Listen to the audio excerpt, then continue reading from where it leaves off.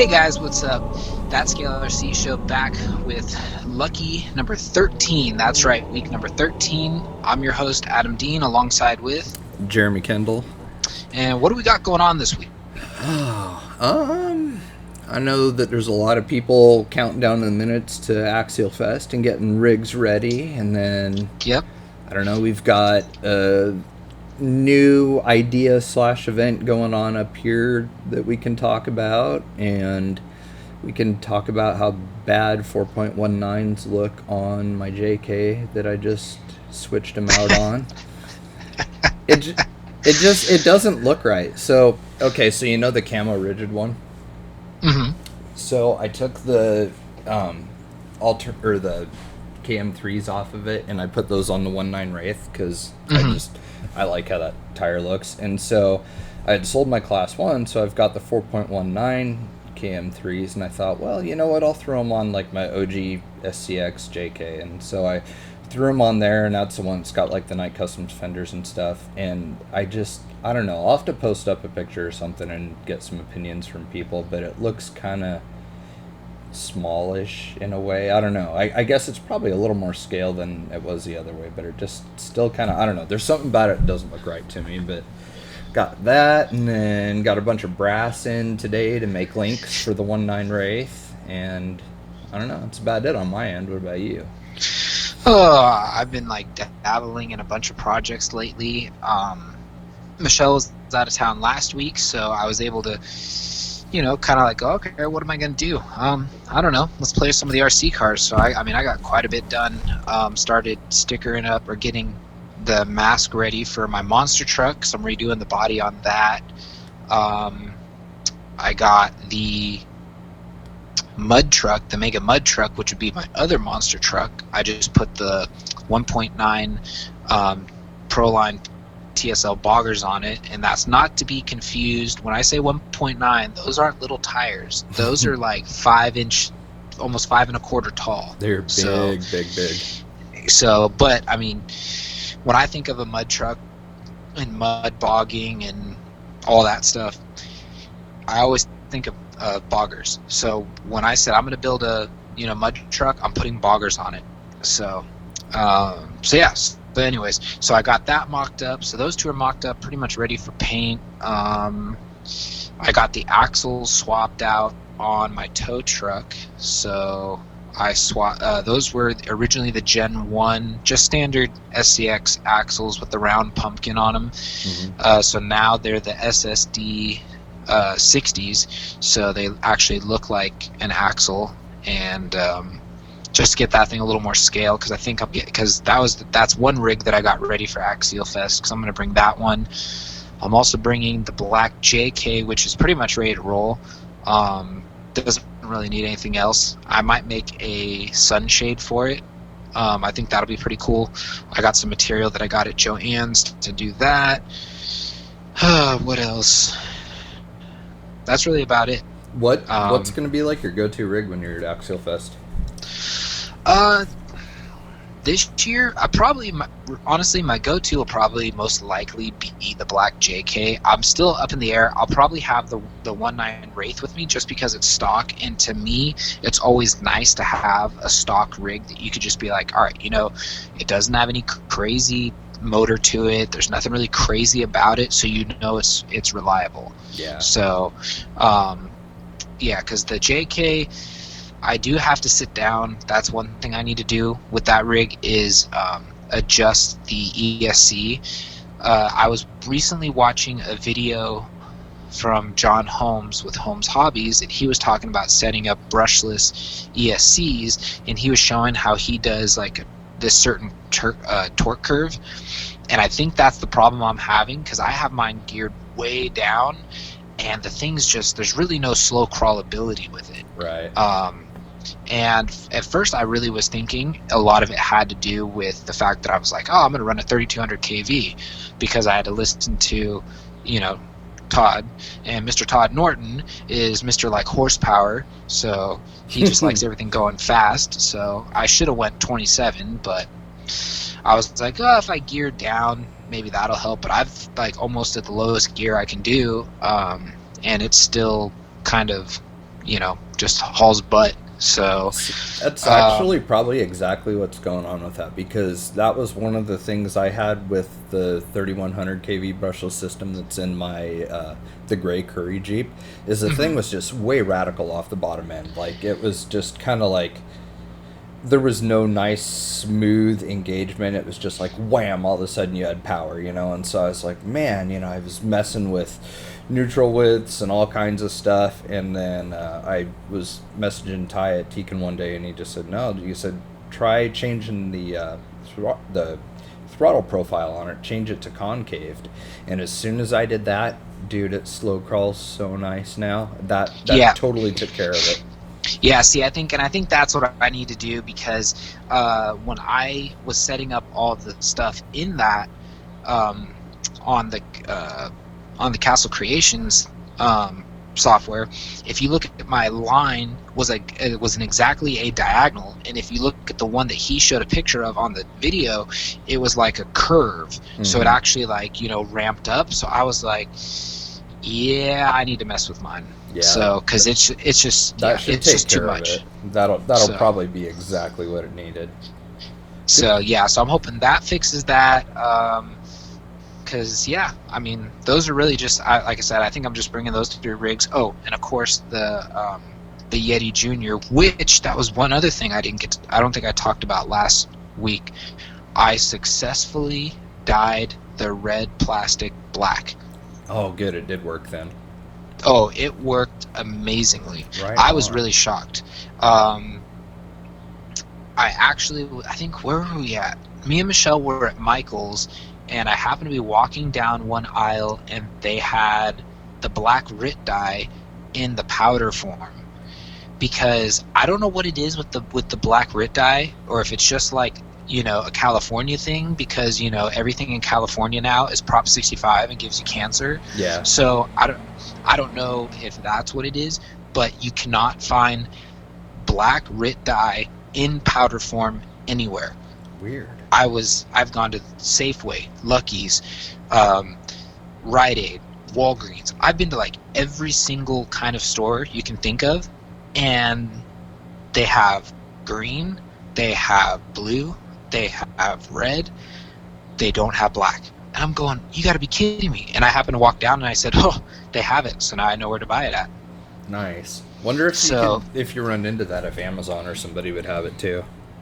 Yeah, I'm sure they would. That's actually where I got my brass rod from, was Amazon, just because I knew I wasn't going to be able to run errands anytime soon. So I was like, let's just do it this way. Yeah.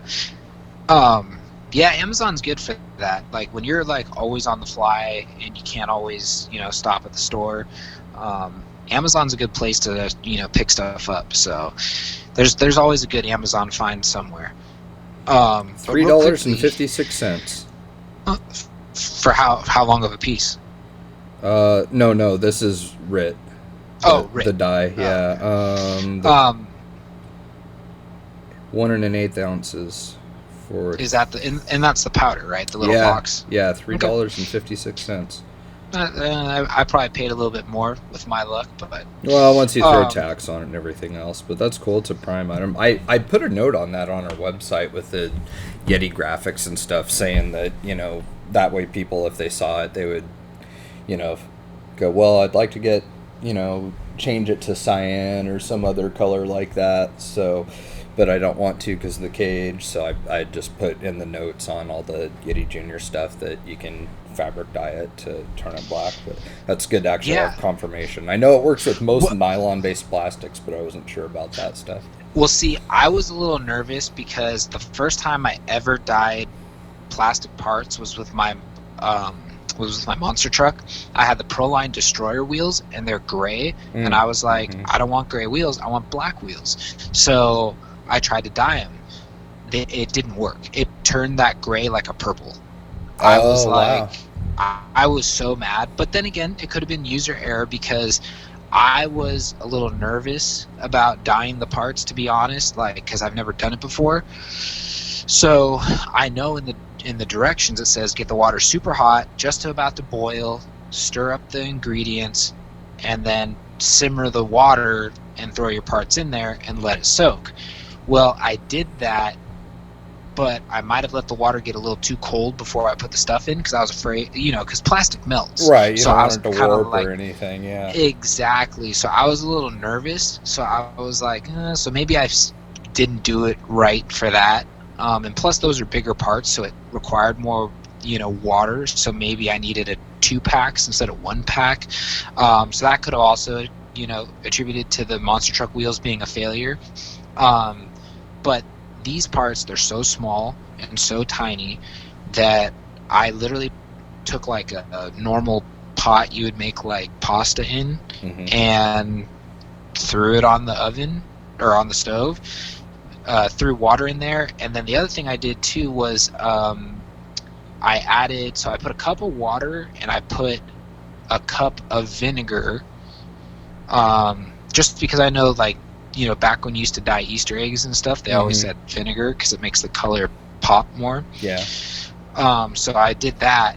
So kind of, stunk, but I mixed it all up, and then the water almost boiled. Then I turned it down to simmer, and I threw the parts in there, and then every like 2 to 3 minutes, I just stir it for about, I want to say like 15 minutes. I want to say I did that, and then I took it off the heat completely and just let it sit in the pot till the water cooled down enough to where I put rubber gloves on and was able to pull the parts out. And I was blown away when I pulled the first part out, and it was like jet black. I was like, awesome. I was like, it looks just like the stock axial plastic. I was like, cool. I was pumped. I couldn't believe that they came out that good. I wish I would have done that instead of painting the cage on mine. I'll have to order a new cage and do that. Well, I did paint the upper roll cage is white. I painted that white, so there's a chance that will scratch and fall apart. I used Bulldog on it, which is a adhesion promoter for like urethane bumpers and stuff for like automotive painting. I used that, and usually it does a pretty good job, but it still scratched pretty good. So I just been cheating and touching it up with a Sharpie. Yeah, and see, I'll probably have the same thing. What I did was I lightly scuffed it up with a Scotch-Brite pad, or whatever you call it, those red scuff pads, and then I hit it with 2 light coats of self-etching primer and then 2 medium coats of white and just let it sit. Oh, nice. So, but yeah, so no, I'm super happy with it. And then while it was all apart, I installed all the brass, or I think they're brass, or the aluminum upgrades that I got for the Yeti Junior, like the steering turnbuckles and all that stuff, the steering knuckles, and what else did I get that was brass or aluminum? I think it was just knuckles, C's, and steering was all I did. I need to get like the I want to get the rear drive shaft, but I think if you do that, it makes sense to get both rear axle drive shafts as well, just because I don't know how much you've like played around with it on the bench or watched it crawling, but the plastic, like any of the plastic parts in there, like you could replace a drive shaft and this thing's still going to do it, but the plastic shafts almost spring load the thing when you're trying to crawl with it and stuff. Like you'll be applying power and they'll kind of like sit there and twist and build up, and then all of a sudden it'll kind of like lurch forward when they sort of like release that tension.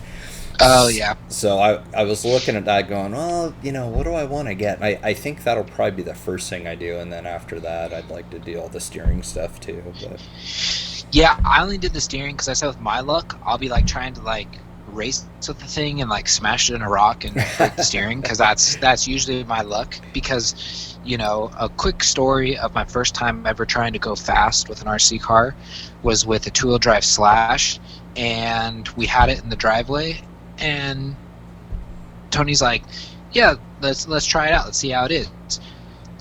I mean, the first time that thing, I had it turned around, I was driving backwards, so now the car is headed to me, and I turned it the wrong way, going like really fast, and it just bam right into the fence. And yeah, so with my luck, that'll be my track record. So that's why I started with steering, and I'll worry about everything else later. Yeah, no, probably not a bad idea.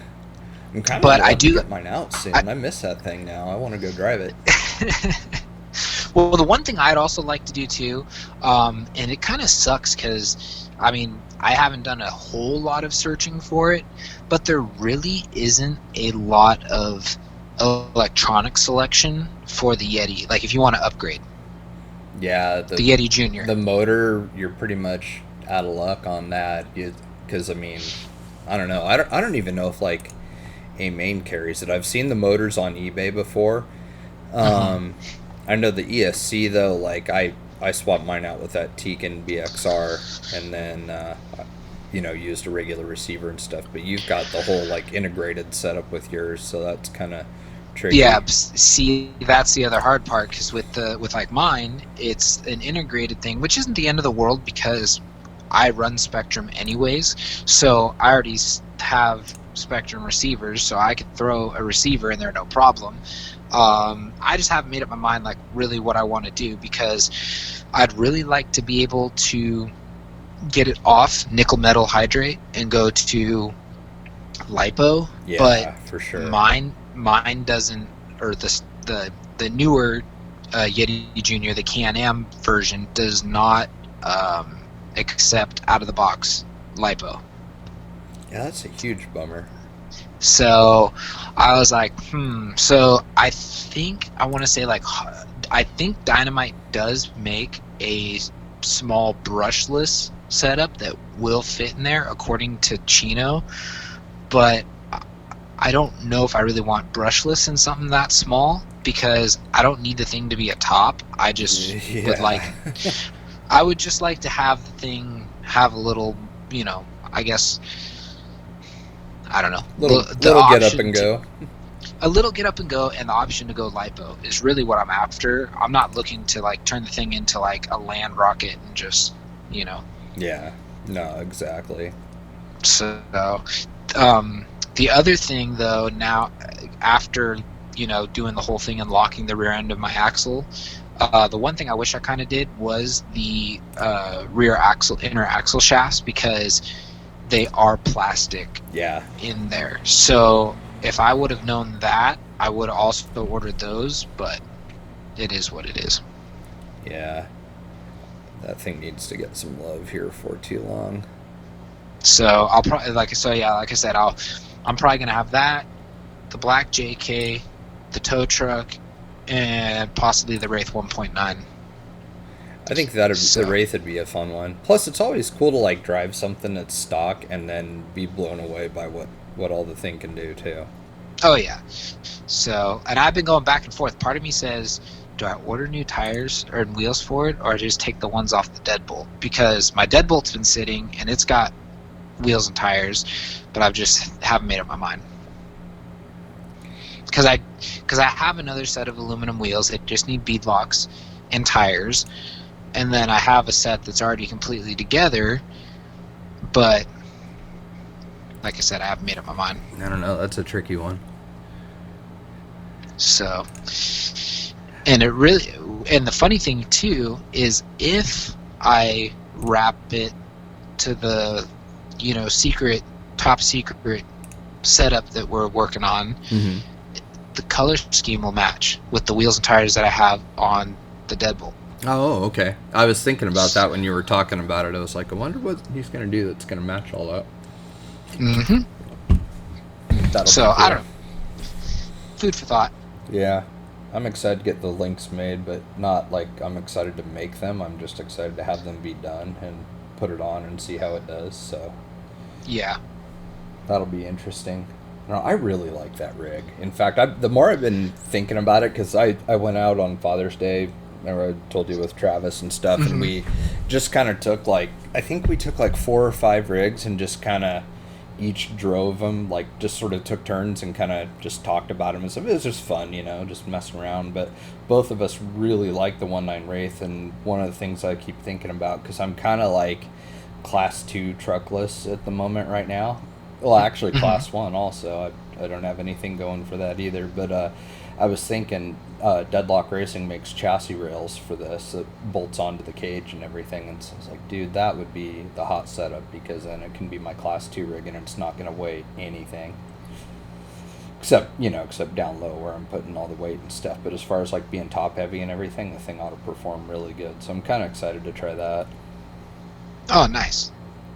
And I tell you what, since that associated trans is available with overdrive, that is probably going to be purchased to go inside that thing too. Because overdrive is the bee's knees, man.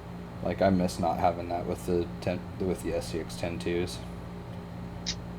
Yeah, unless I'm trying to think, I think you can get hot racing gear sets that are a different tooth count. Yeah, it scares me though. Like, okay, so I encountered this when I was racing U4.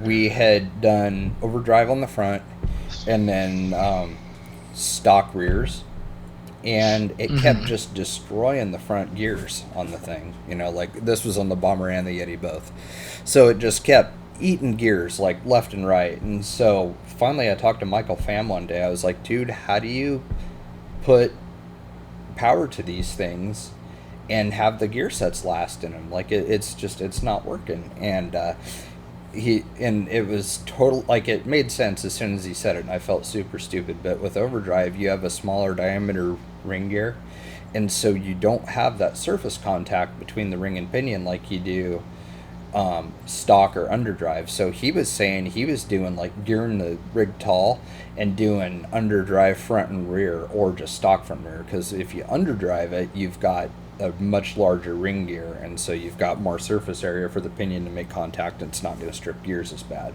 So that keeping that in mind, that's what has steered me away from doing the hot racing overdrive up front, because of the fact that AR-44 gears are pretty small to begin with, and I was kind of thinking that would, possibly be prone to getting stripped out. So I never did try one.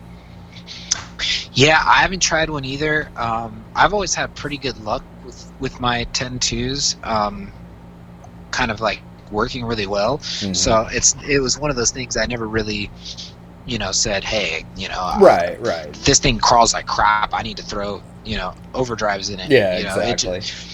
So, but I can understand it. Well, it would and definitely it'd make help. it like that much better, and then plus it would make the turning radius just ridiculous then on them. Oh yeah.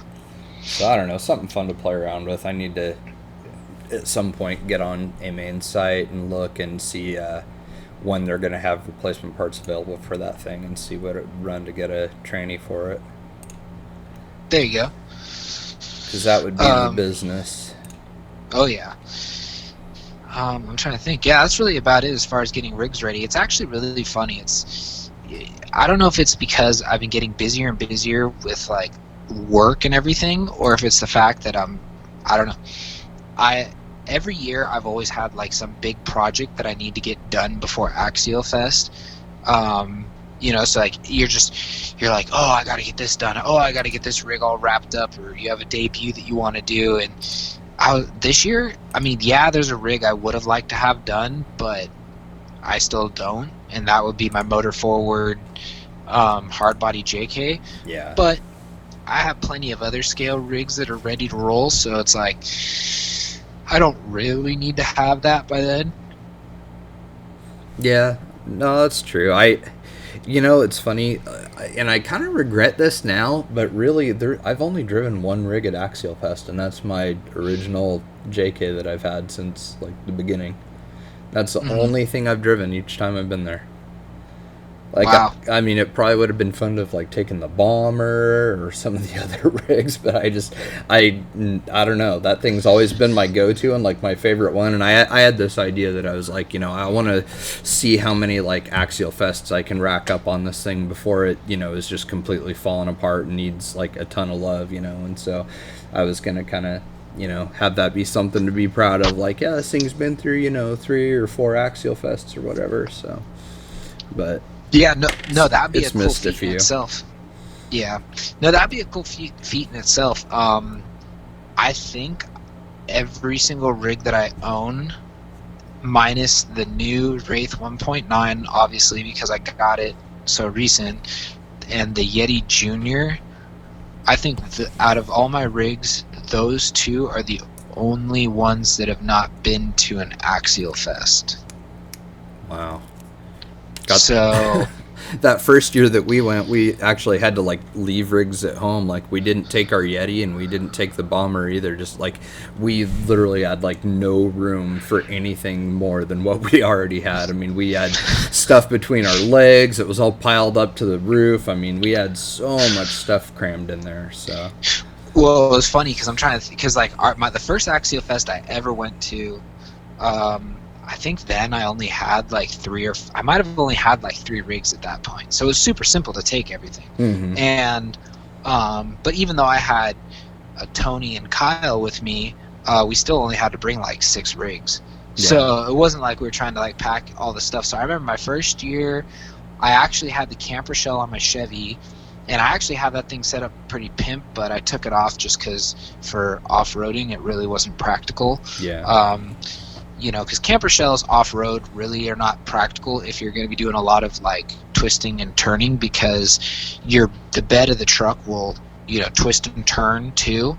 So with the fiberglass, it'll twist and turn and it could pop the plexiglass and all that stuff. So yeah, or crack it. So I just, you know, I said, okay, I'm going to take it off. But anyways, when I had it on there, I actually took 1x6 planks and wrapped each one with indoor-outdoor carpet and actually laid them on the sill. So I actually had like a double-decker loading area. Like I'd load all the heavy stuff underneath on the bed, and I put all the light stuff up there.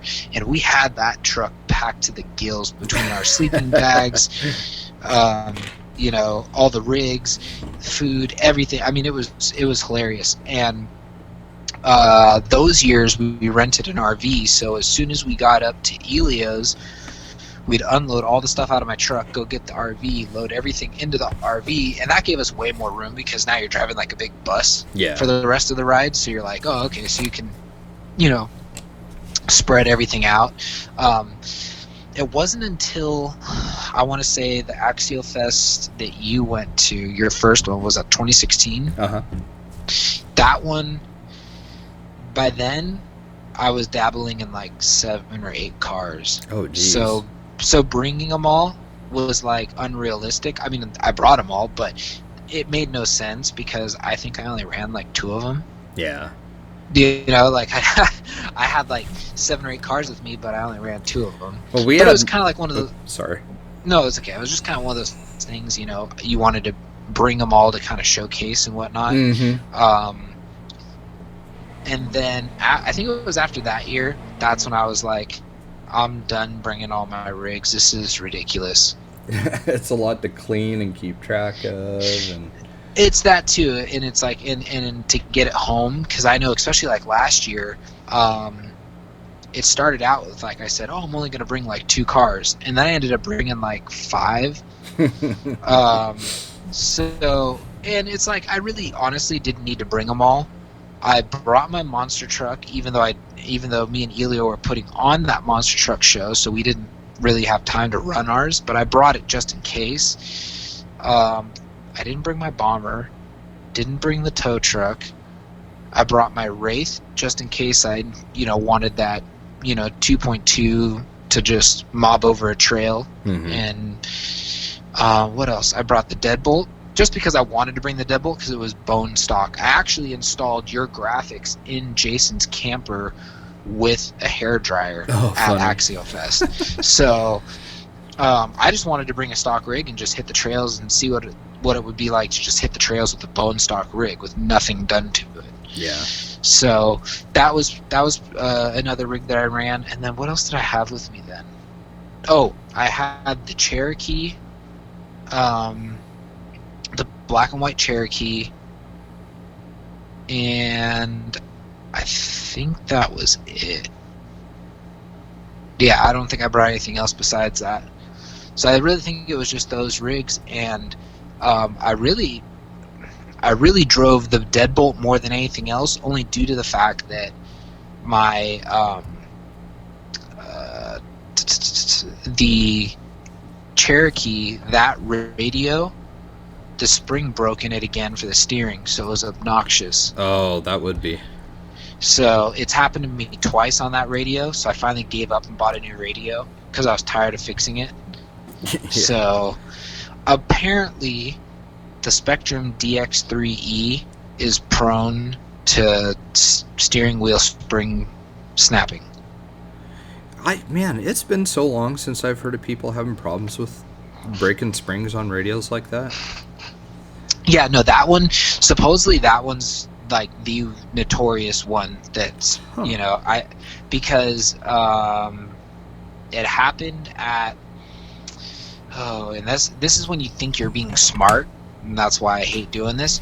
So I only have 2 radios, other than some of the cars that have the stock radios on them, but I only have 2 radios for like 8 cars or 9 cars. The other ones all have their own because they're basically ready to runs, or they still have the ready to run remote on it. Right. And like we went to Rubicon in 2017. I think that was the last year I was at Rubicon, and the same thing happened. The spring broke. Well, of course, because the 2 rigs I brought, because I'm trying to be smart. Hey, what rigs are on this remote? Oh, the Chevy and the Cherokee. I'm going to bring both those rigs.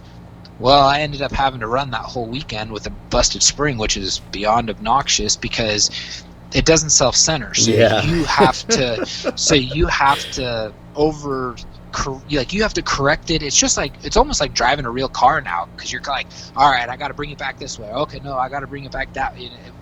Yeah, that wasn't fun. I've seen guys try and race with that happening, and it just forget it. Like on track with a crawler where you can like actually see the wheels. At least you can somewhat salvage the rest of your day. But man, yeah, it's still no fun. So I remember getting back home from that, and I tore the remote apart, saw where it was broken, and one of the fixes online was they said to take the spring, stretch it a little bit, put another curl the end again, and hook it back together, and you're good to go. So I said, okay, fine, I'll do that. Cool. So I did that, ran it like that for I don't know how long, and then it snapped again, and it snapped when I was out on the Vanquish Trail last year, halfway through, and I was like, all right, that means anything that's on this remote, I'm not driving for the rest of the weekend because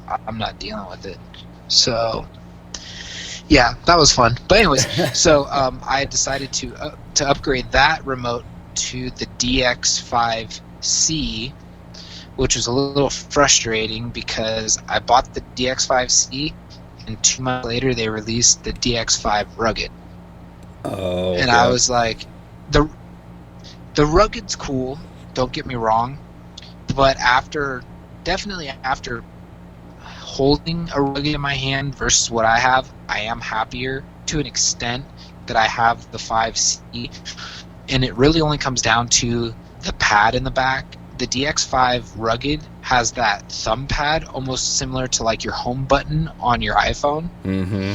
So you have to scroll your thumb up it, and if it doesn't recognize your heat sensor like on your finger, like it won't move. So you have to have it like just right. So it's a little annoying. Whereas the DX5C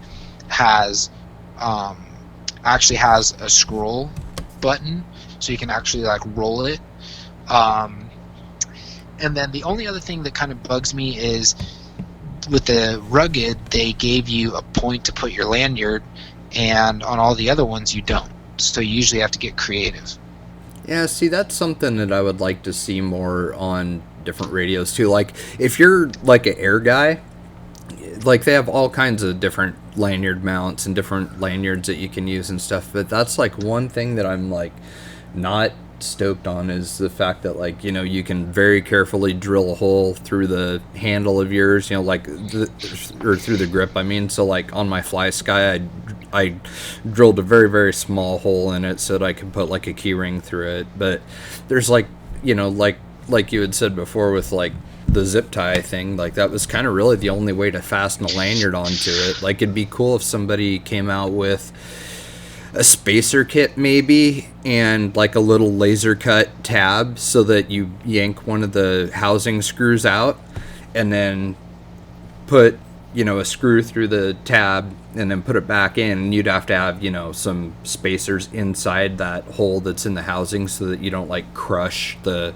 you don't crush the little laser Mm-hmm. laser cut tab. But I mean, if you had like a little kit like that with these laser cut tabs that you clip a lanyard to, that would be a great product for somebody to come out with. Like, that would be way cool. Well, the other thing that I did recently for my remotes, just because I wanted something that maybe looked a little bit better than just a zip tie, was actually I took some leftover paracord I had out of my little like to-go bag kind of thing, and I actually just made kind of like a slip knot that goes around it with a loop on it, so you can now clip to that loop and you have that the paracord attached to the base of your remote. Oh, nice. So it's like a slip knot, so it pulls nice and tight.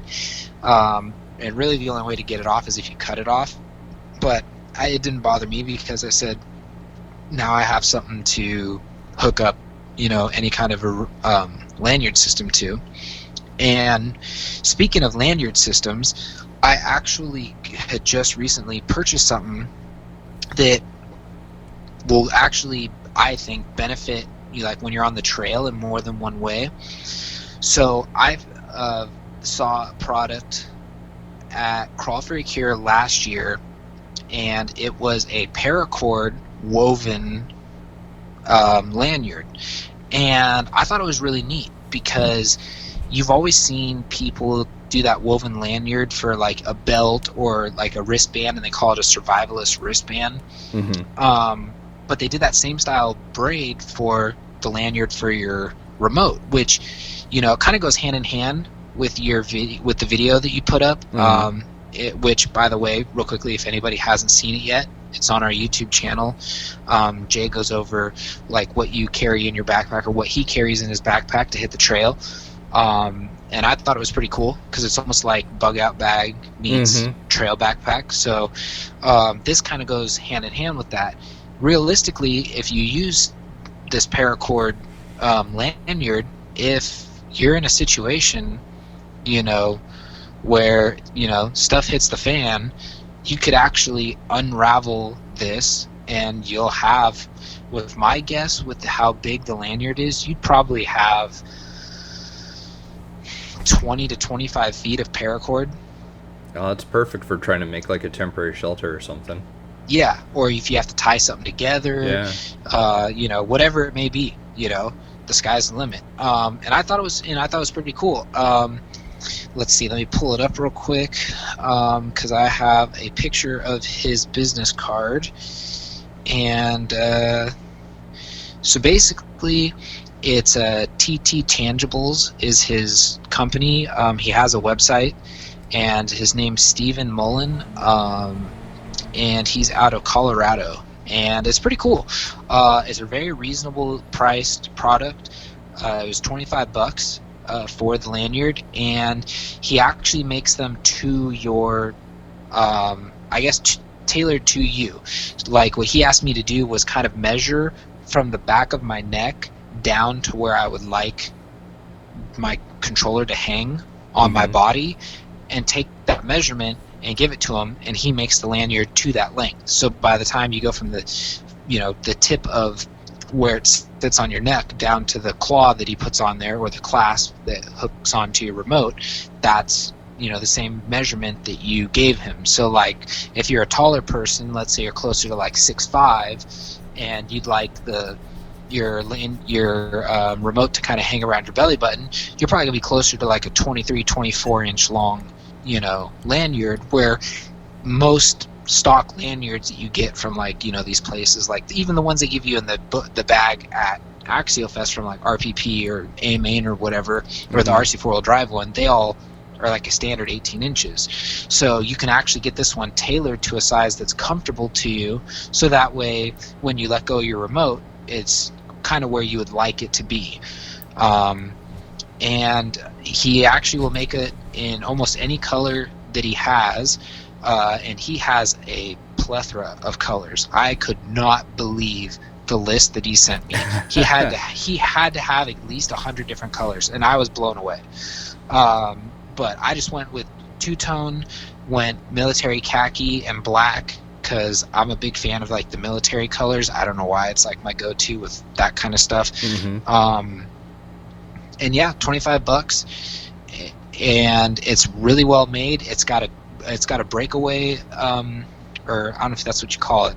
It's got like a seatbelt clip kind of thing, like almost like a backpack nylon clip in the center, right above the actual clip that you use to clip to your remote. So if you want to just unsnap it because you had to look at something or whatever, and it's got a standard metal. It's almost like a black chrome metal crab claw. So That's it's pretty cool.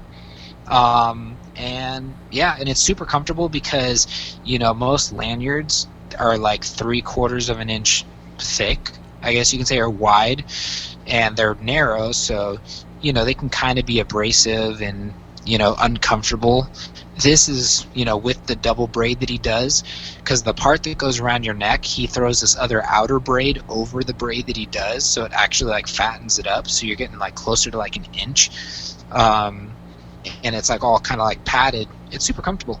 So I will definitely have to get the information up on our Facebook and social media, so that way if you guys are interested, you can get a hold of Steven and let him know that the Scale RC show sent you.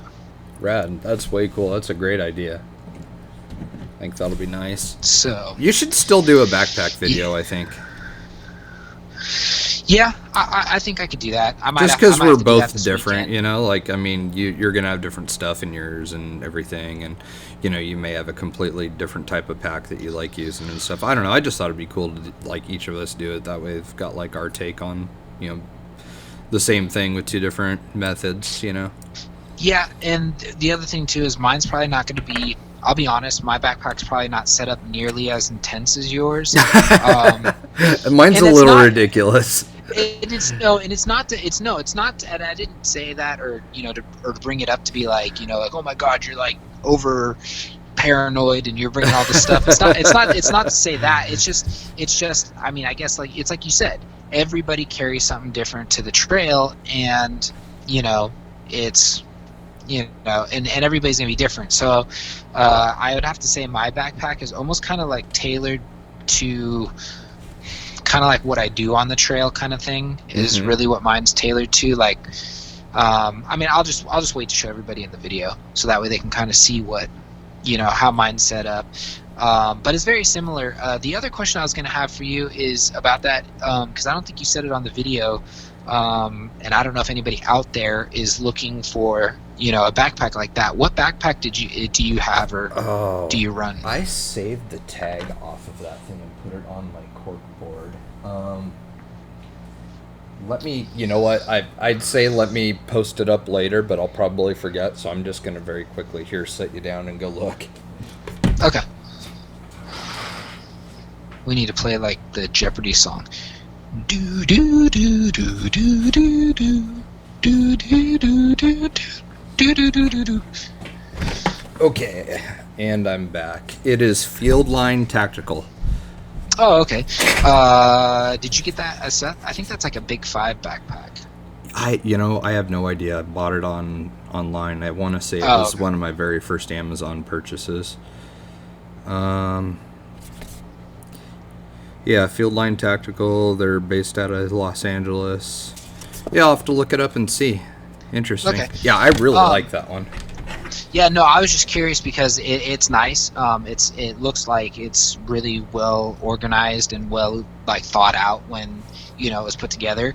My backpack's a little bit more on the expensive side, but it was more because I wanted certain features that it had, so that's why I went that route. Right.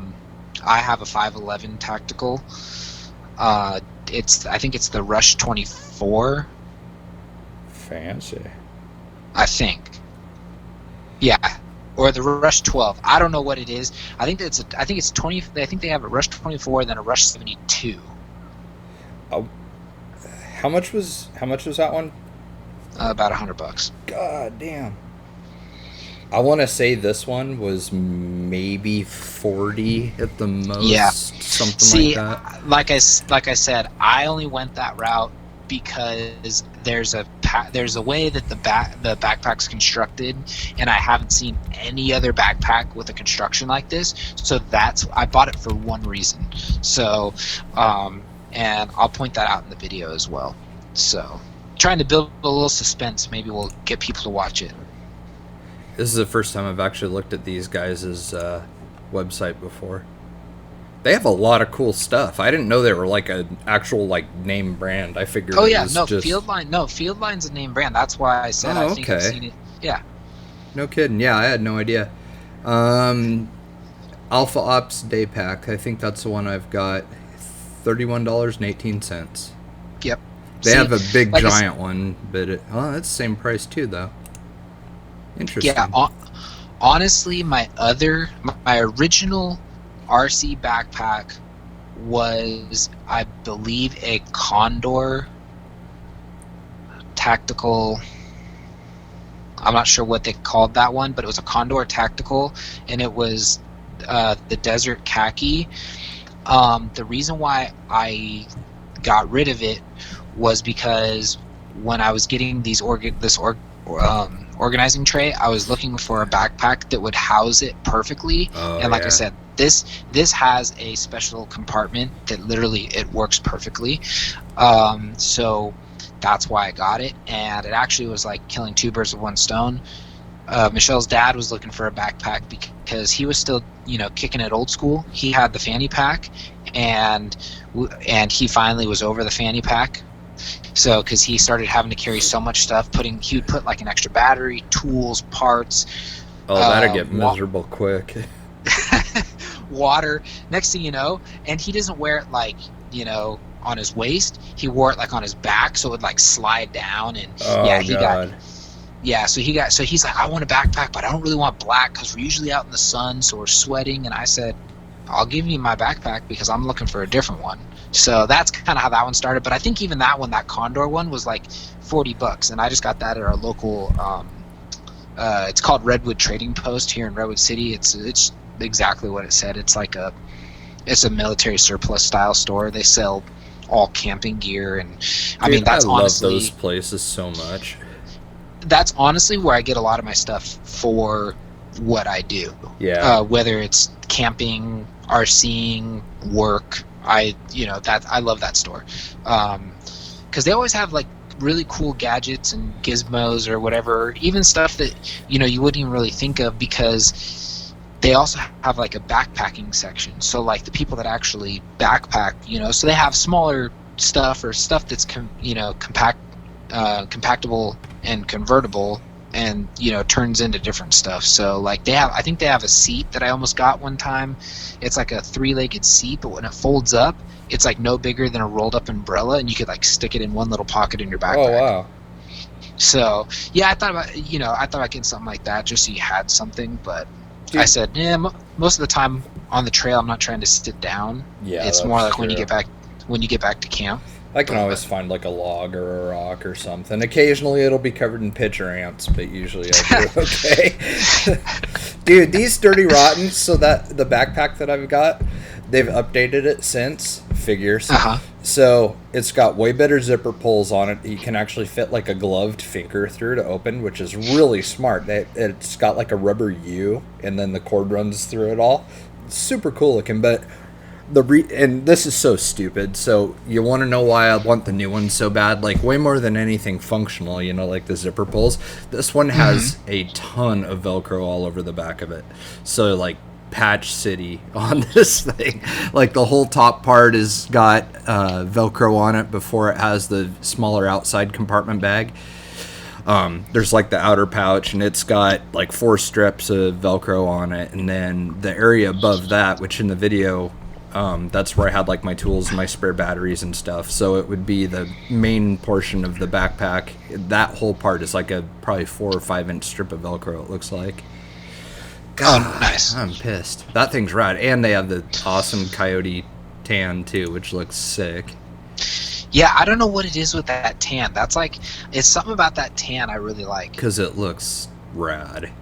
I mean, I went black with my backpack, but I mean, the tan is another, good option. I really like that tan. Dude, you're gonna have to check this out when you get a chance and look at their site, because I'm finding all kinds of cool stuff. I mean, they've got, stuff that you would usually see, like little holster pouches and ammo ones and stuff, but there's like all kinds of things that fasten to them, with the molly webbing and stuff. But these guys have, like everything from gun scabbards to like super nice like molded foam area backpacks, where it makes contact with your back with like air channels running through it and stuff. Some of this stuff on here is no joke. They have a 3-liter hydration pouch for $20. Yeah, well, we should probably put those links up on our Facebook and stuff, so that way people, for sure. There's so much good stuff here. Yeah. So for people that also want to build a trail backpack, they can kind of do so. Dude, there's one that they have. This is funny. I know people are probably going, what the hell, when they listen to this. But there's one that they have on here that isn't a whole lot bigger than a hydration pouch, but it's super low profile and has a bunch of pockets and stuff built into it. So it's like a really awesome, like that would be like the perfect one for Scale Ultra or something, because it's so compact, but yet has a lot of storage and stuff. Yeah, true. The other thing that I've seen a lot of people use for the Scale Ultra is, I know Gene Boyd started doing this. He wears a chest rig. Oh, yeah, Ty and I have those too. Like, Ty had one the first year at Axial Fest. I was like, that's so brilliant. The mag pouches, you can slide stick pack batteries in. And yep. Super cool. So I bought one, but the problem is, like, it doesn't breathe super good, so I don't wear it all the time. But that is a very convenient thing, and it saves your back a lot too. If you just, if everybody, you don't mind looking like your wannabe Navy SEAL out with your little trail. Yeah. But they are cool, and they're really, they serve a purpose, and they're really functional.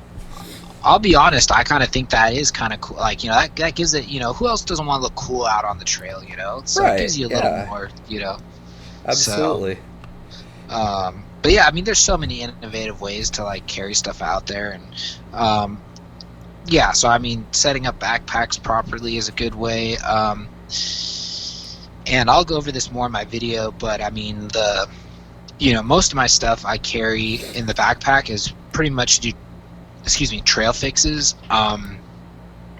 Anything more catastrophic, I will go back to the truck and do, where I can actually stand there at the tailgate and work on it. Right. And if it's for the lack of better terms, if it's foobarred, then I'll just take it back to the shop and I'll fix it later. Yeah, exactly. It's funny, while we're on the subject of like camping and stuff like that and hiking, I can't remember if I told you about this or not. So I've a couple guys from the club, the guy that's been helping me this year run everything, Jared Bluen, he thought of this the other day. So we were talking about, like, because where we go crawling and stuff is like at parks, and there's big like these monolithic rock formations and stuff, just big huge slabs everywhere, but there's not a lot of like distance. Granted, they're pretty good sized areas, and you can spend a day out there, but like there's still something fun about going out and doing trails, like just logging in the miles, and when you get done, like you really feel like you did something with yourself that day. Like it's kind of fun to go and like tucker yourself out for an entire day, and it's just it's a good time, and you're actually getting some exercise. But so we were talking about how all of us are like, man, I really want to do another trail run or something. Well, there's a place up here that's called Mountain Loop Highway, and there's just some amazing hiking trails and stuff there. And what Jared suggested is that, however many of us go, 3, 4, whoever we can talk into going, because it's going to be a lot of walking, but pack those hammock tents, that you just string up between the trees, and you can get them really cheap. For like $20, they're probably not something that's going to last you more than a season, but for just gauging out something like this to see if you like it and not spend a lot of money, I think that'd be the way to go. But we want to hike in somewhere and like make it like an overnight trip. That'd be cool. Thought that'd be kind of fun, like cook and everything, carry it all with us, go hike in, string up the little hammock tents, and then crawl around the next day or whatever you're going to do, and then go home. So that's something that we've been kind of wanting to do, is like an actual like backpacking overnight RC adventure. Yeah, that'd be pretty cool. that's a little bit of a step farther than what we typically used to do at Rubicon. We haven't. I mean, I don't even think they're really. Unfortunately, really, since CKRC closed, there hasn't been anybody to step up and take over the scale on the con event. So every year on, what is that? So Memorial Day just passed. Labor Day. On Labor Day weekend, the Rubicon Trail Foundation has an event called Cantina for the Con, and basically the whole Rubicon Trail Foundation team gets together and they kind of make this big like almost like a base camp. They have a couple vendors, and then a handful of them take their time and donate, and they sit there and they make street style tacos, and you could buy tacos and chips and salsa, and all the money raised goes directly to the Rubicon Trail Foundation. So it goes to maintaining the trails, grooming the trails, fixing anything that needs to be done. And if you've never been to the Rubicon Trails in Northern California, there's no cell reception, and the closest store is like 50 miles away. So you really have to pack all your stuff in. And of course, so what are you doing that night? So you're straight up camping. I mean, it's not like Cisco, Cisco Grove, where you can park an RV and you got hookups and cell reception and everything, and there's a store in case you forgot something. This is more like wilderness, and you gotta have a tent. You're sleeping on granite slabs. It's cool. It's a lot of fun, but it's very similar. Like I said, you're going like a step above because you're actually going to have to walk in. We can actually drive your four-wheel drive into Rubicon, because we used to meet up at what is that? Little Sluice is where they always set up. I think that was, or no, the Spillway. They always set up everything at the Spillway, and we'd meet up there right off the Loon Lake Dam.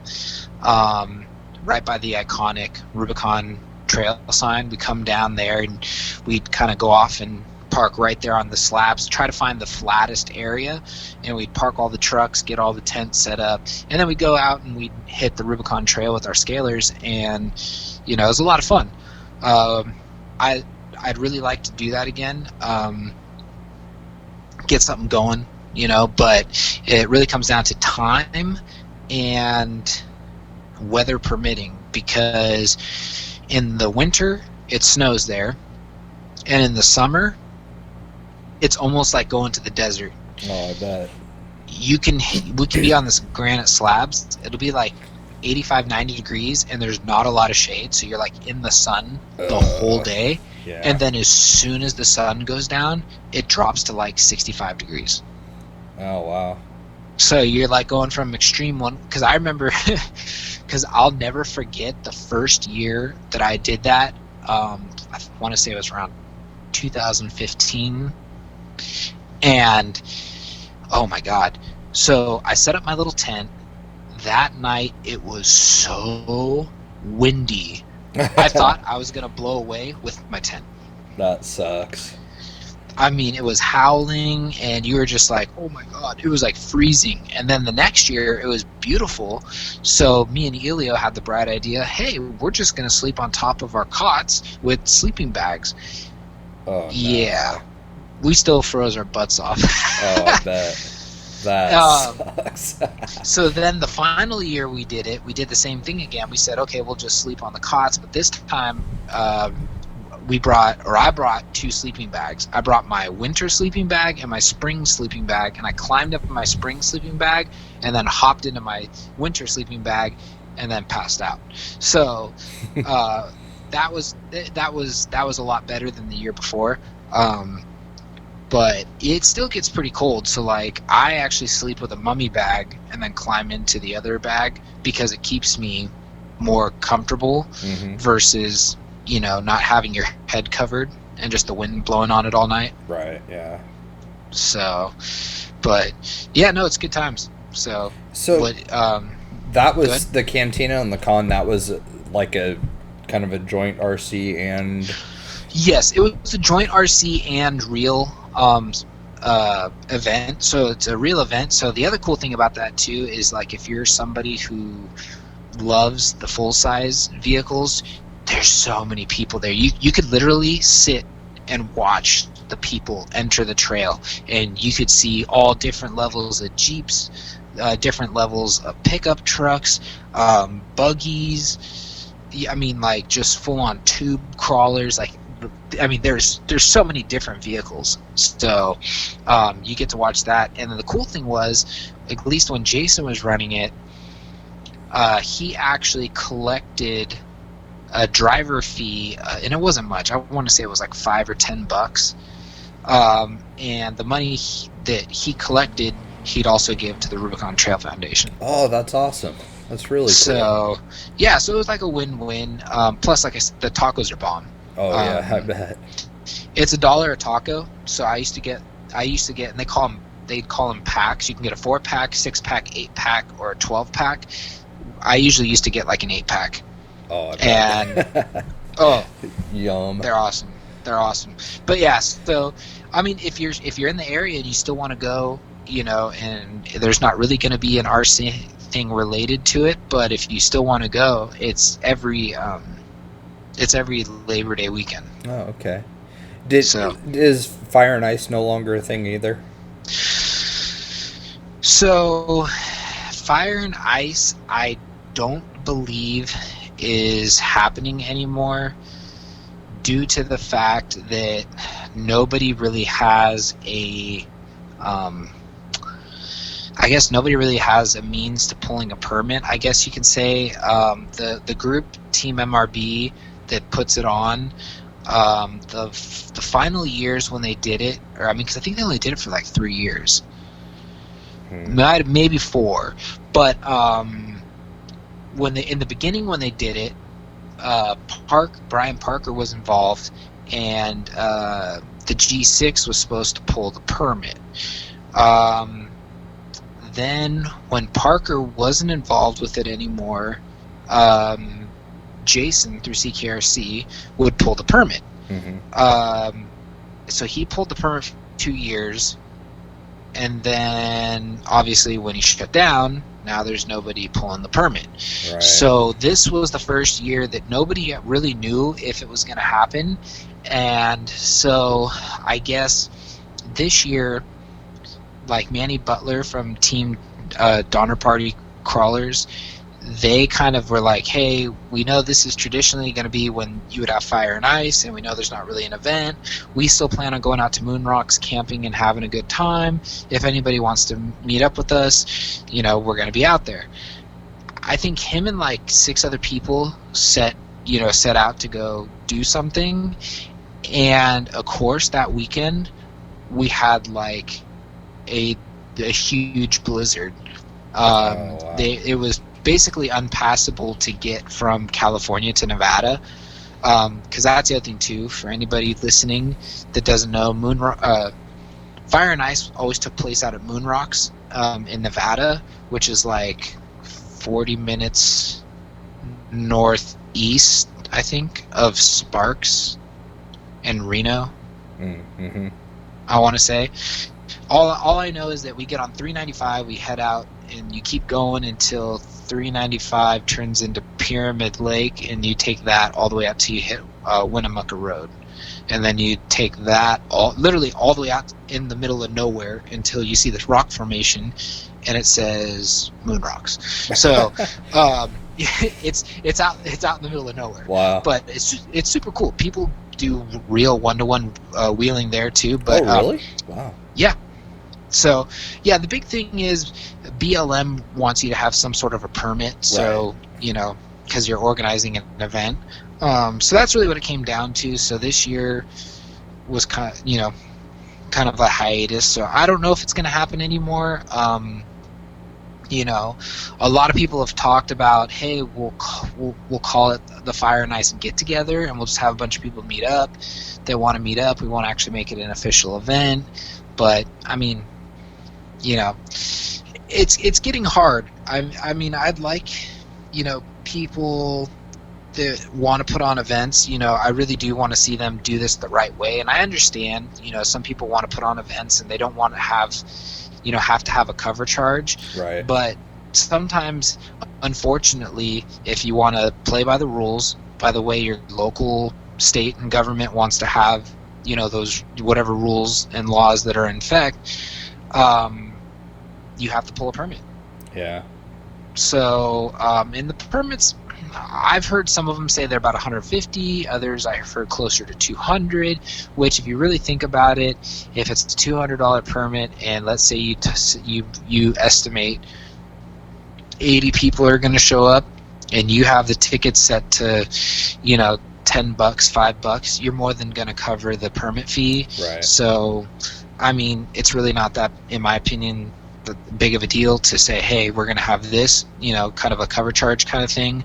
Because unfortunately, we had an incident when Scale by Chris did his get-together at Folsom Lake in March.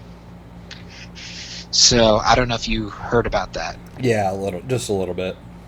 Yeah, so we went out to have the event, and the parks ranger tried to shut it down. They wanted to know where our permit was, why we didn't get one, and then slapped Chris with a fine.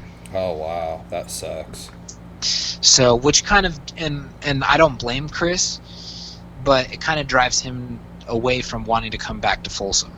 He's kind of like, well, Yeah. Why come back? Because the sad thing is this is like his fourth year doing it, or the third year, and now's when they come down and say, hey, where's your permit? It's like they never say anything before. And realistically, if you think about it, it's $15 for a day use at Folsom Lake, and he'd draw in like 60, 70 people. Do the math. Jeez. It's like, you just brought in that much money to your parks that you wouldn't have, yet you want to hassle the people that are coming here paying to be here, and you basically want to drive them out to where they say, yeah, we're not coming back. Wow. And that's kind of what kept us there. Enough of the people that were dealing with the Rangers said, fine, we'll tell everybody to leave, but you're refunding everybody their day pass. And he kind of like, got a little, you could tell he got taken back. So he's like, I'm not going to kick you guys out, but I got to slap somebody with a fine. Jesus. So yeah, it was super unnecessary. lame. Yeah, unnecessary. I mean, I get it.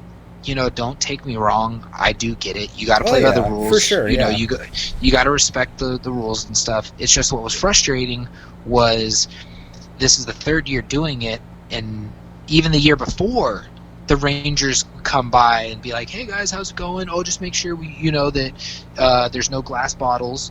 If you have any beverages, it has to be in a plastic or aluminum can. You can't have it in glass bottles." And he was they were super cool. Yeah. This year, I don't know what happened, and all of a sudden, the park ranger thought he was Superman, and wanted to take on whatever. That's so lame. That sucks. It's scary trying to organize stuff like that, because I mean, liability is always a concern, and we're pretty fortunate here because 3 of the 4 places that we go to on a fairly regular basis are city parks.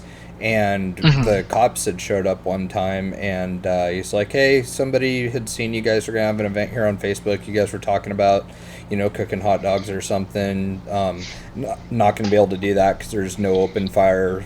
There's a burn ban in effect. And so, super cool guy. And he's like, so is this something you guys do normally? And so, since I kind of run things with the club, I was the one to talk to him. And so I was like, well, a couple times a month we try and get together and come up here and do little impromptu comps and stuff. And we don't charge any kind of an entry fee or anything like that. It's all free. And and so he was like, oh, that's cool. He said, yeah, if you guys are ever going to have something bigger and there's let's say more than 25 people, just be sure to give us a call first. It's like, right on, cool, thanks, man. just the coolest guy ever. So we got really lucky with that. We've been really fortunate, and I'm hoping that because we don't charge an entry fee, that there's no need for insurance or a permit or anything like that. So we'll see what happens. I don't know. We've been lucky for the last 4 years, and knock on wood, hopefully continue to be so. But while we're talking about events, I need some help here, and Okay. not just from you, but the listeners too. I kind of want like everybody's help, so I'll explain what's going on. So, you've heard me talk about Die Hard RC Park in the past. It's the place with the turf track and drone track and or drone racing and stuff. So we've kind of been in a process. One guy has done most of the work. This guy Jeremy Kim, who's really busted his rear building all this, and he was What was really cool about him is he was doing all this before he even owned a crawler. So that tells you what kind of cool guy he is. Like that's super awesome that somebody put forth the effort to do something like that. So we're going to try and establish a system of trails out there too, because most of the property is lined with trees and just kind of some light forest, and part of it is up against a huge embankment where a railway is built up. So there's like a big hillside, and at the top of it is where the train tracks are. So what they're wanting to do over 4th of July weekend is they're having a camp out there. There's going to be drone racing. There's going to be RC airplanes with like stunt planes and stuff, the 3D flying.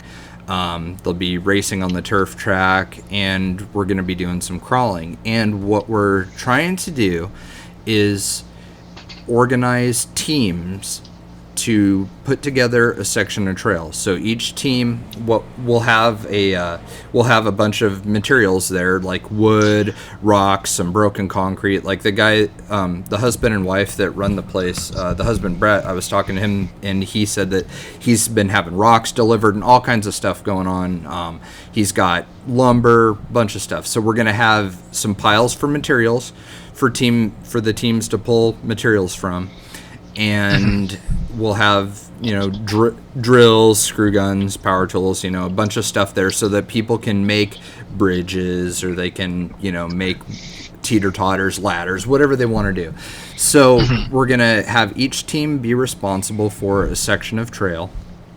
And each section of trail will have like a little like national forest sign, and then like a sign underneath. And each trail system will be named after the team that did it. So let's say your team is like the creepy crawlers or whatever. So you and your 3 or 4 people on your team clear out this area and build in trails and whatever features you want. There's kind of really no limits to what you can do or build.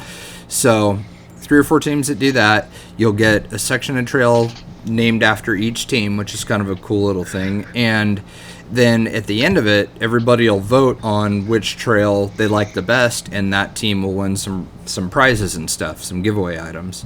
So I've been, the 4th is kind of sneaking up on us pretty quick here, and so I was talking with Brett. I was texting him at the start of the show and was like, hey, we got to figure out like how to sign up and how to get these teams established and stuff. So the first thing, he said, he's like, okay, well, I'm going to make a Facebook event specifically for this.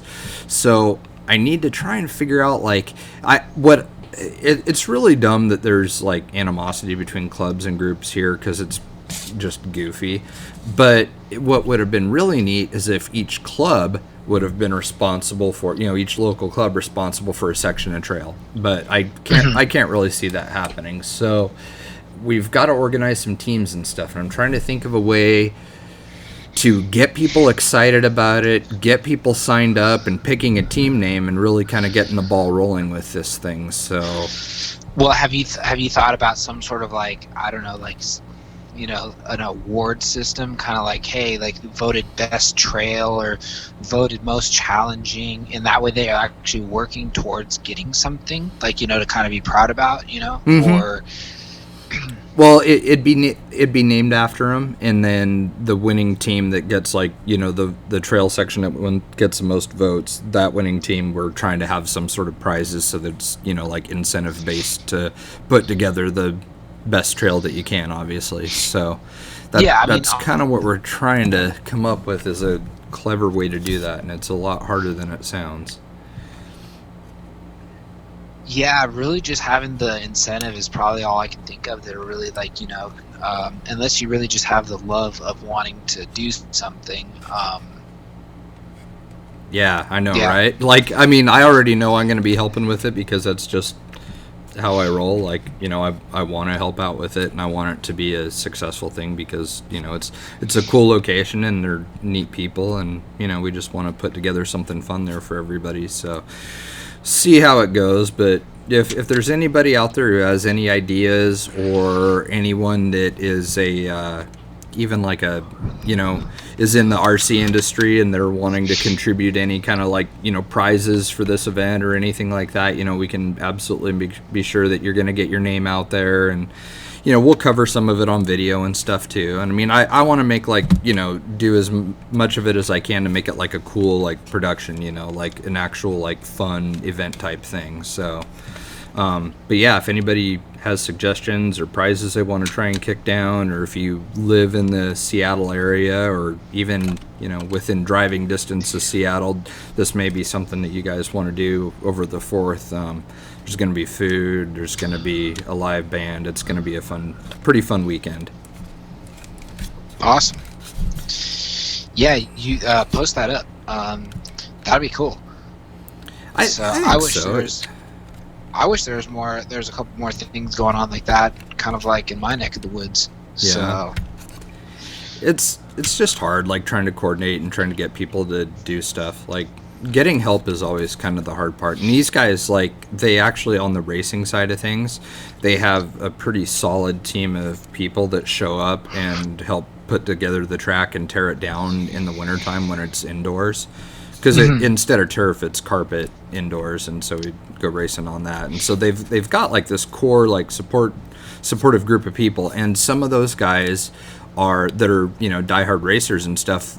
They're actually like getting crawlers and getting involved, especially some of the AE guys. Like I know a couple of AE racers that are buying the Enduro just because of the fact that Associated makes it, and it's cool, and that's another Associated rig that they can get and have fun with. So there's going to be a lot of first timers out there too over that weekend. That's going to be kind of neat. So oh yeah, I don't know, we'll see how it goes. I just sometimes you have so much on your plate with like work and other stuff, and this is one of those things that like I want to make sure that I devote the time to it that it deserves. And there's some of this stuff, like as far as like trying to get the teams established and get people signed up, I'm just drawing a blank with how to get people fired up and enthused about it. So I don't know, I guess first steps first is get the Facebook event up, and then kind of take it from there, I suppose.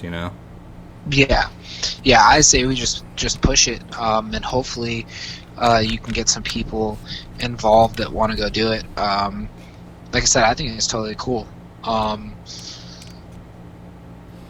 Kind of reminds me a little bit of, Pro Line by the Fire kind of did the same thing. There's a lot of people showing up, helping to set trail and make stuff. I mean, even Sean was saying last week, how he went down for like almost a month straight just setting up trail, making sure everything was ready to go, and he would take any help that wanted to help. So,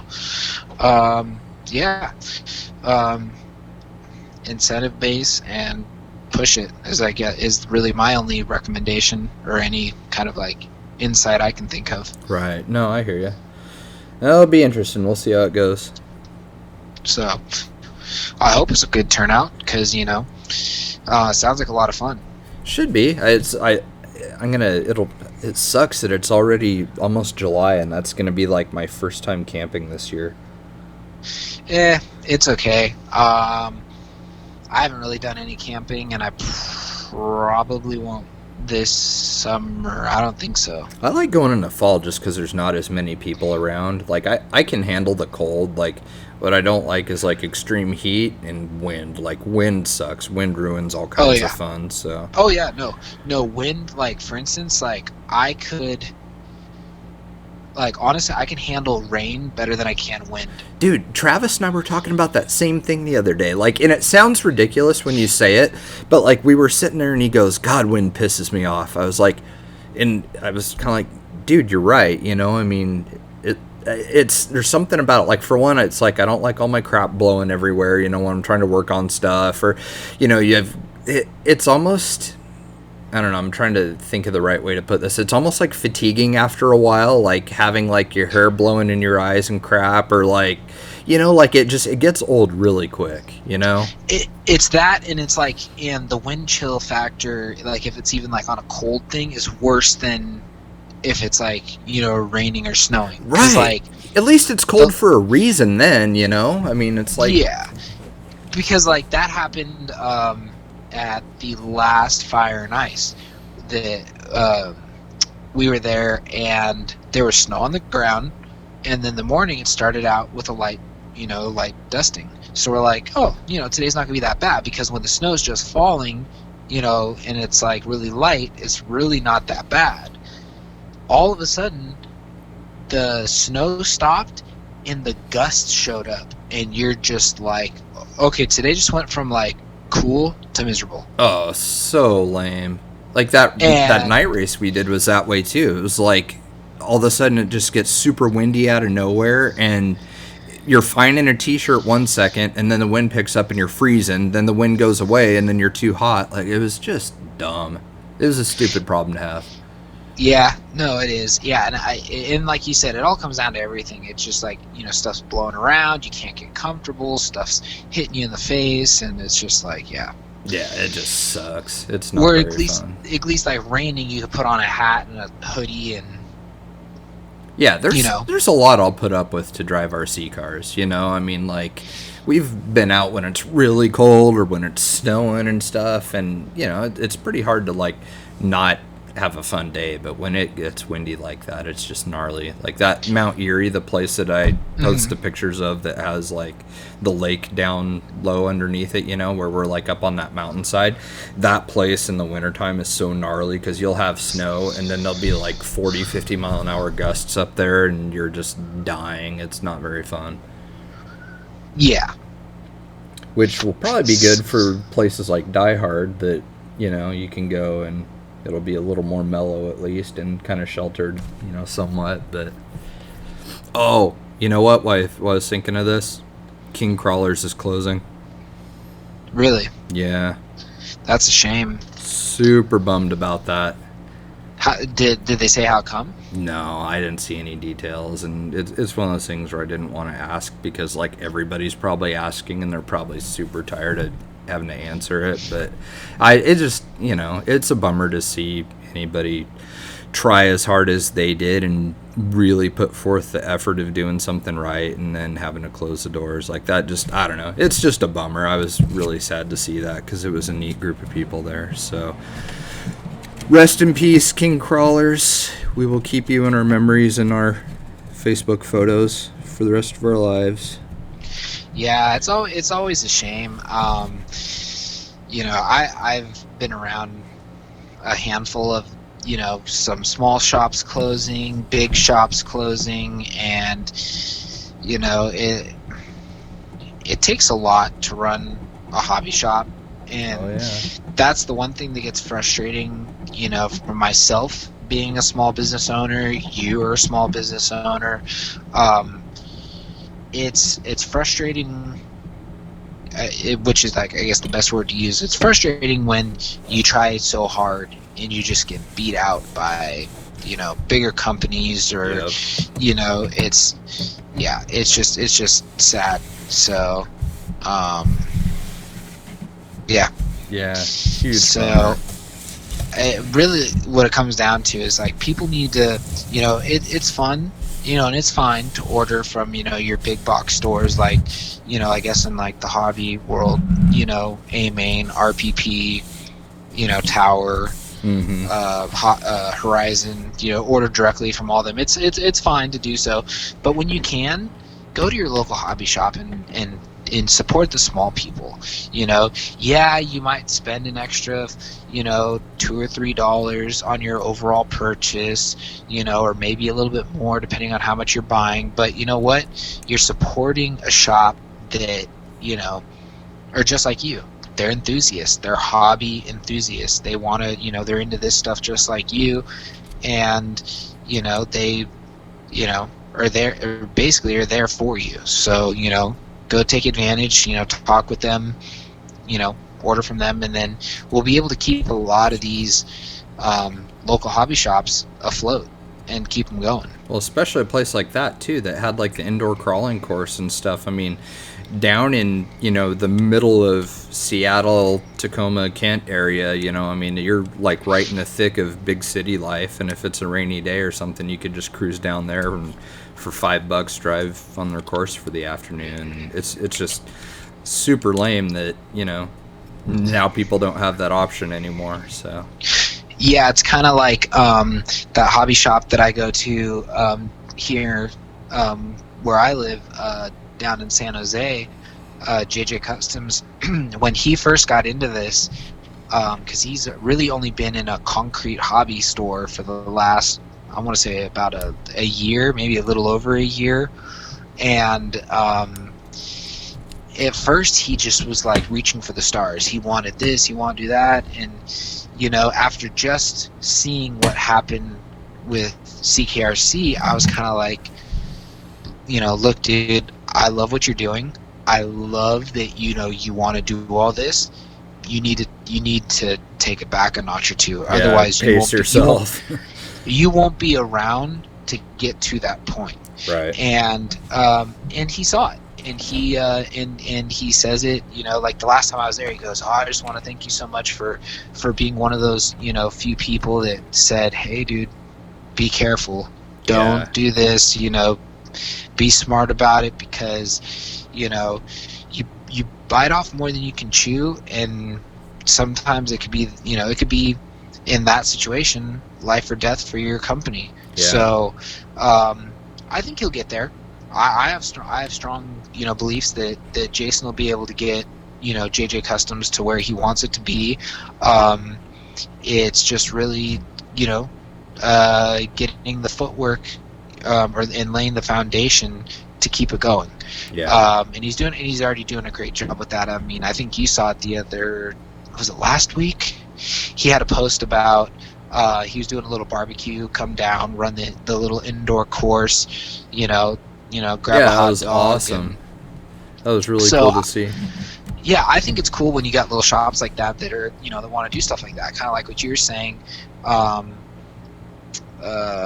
already drew a blank on what the name was. The one with that's going to have the courses. Oh, and the Die Hard. Die Hard. Yeah. It's kind of like that. You know, they're going to have food, and, you know, it's going to be a little bit more than just RC. And I always think that's cool because, you know, it'll get more family orientated people there because, you know, face it, not everybody in the family wants to run RC cars. Yeah. So if they can go hang out, enjoy food and music, it's a win-win. Yeah, absolutely. Well, it's kind of funny too because like Brett's wife Brenda, she doesn't have much real interest in like racing or anything. She does a lot with like the STEM programs that they're a part of and stuff, and she's really like actively involved in the community. But she has I think it's a DJI that she flies around and does a lot of photography stuff with, and that's kind of been the extent of her RC experience. But as soon as like the crawler thing, as soon as people started talking about it, she got interested and started looking at stuff, and like that totally fit her. She's like, this is for me, like, you know, just slow, your own pace, there's no stress, you're not, you know, having everybody watching you like when you're racing or anything, and it's just slow and enjoyable and you time, you know. And so that was really cool that, you know, she gravitated to the crawler thing. So it's probably just a matter of time before Brett's involved too, and then pretty soon everybody will be into it. So I think it'll be cool. It's a neat way that, you know, I can see this hobby is going to expand in this area because of it, because there's going to be a lot of even more racers getting involved in it than there already was. So yeah, that should be pretty cool. Awesome. Yeah. We just need more people, you know, stepping up to the plate, wanting to put on a couple more events, because I've noticed, unfortunately, we actually had another local guy who kind of, he started out strong when I was, you know, just getting into the RC game. He was just starting his little event series, the Scale Enduros, GSRCC, Golden State, RC Crawlers. He was running these little enduro events, one a month, and he went into a little bit of a hiatus, basically because, like everything, people's politics got involved with, how they felt the event was run or not run, or how they would do it better, and enough of the bantering, and they say, fine then, what am I doing this for? Yeah. So he went into a little hiatus, and then all of a sudden this year it popped back up. All of a sudden, without really making a big announcement, people were talking about, hey, GSRCC has a scale endurance. Like, is this real? Like, this, like, what's going on? And he brought it back, and he was going good for a couple months, and then he just made an announcement that he had to cancel the last two that he was going to do. And he said it was due to health reasons. So I'm hoping all is well with him.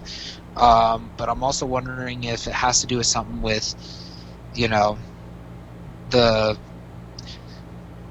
basically getting the kind of the same feedback again. I wonder if enough people weren't showing up to support it, or if if people were kind of going, I would have done it this way.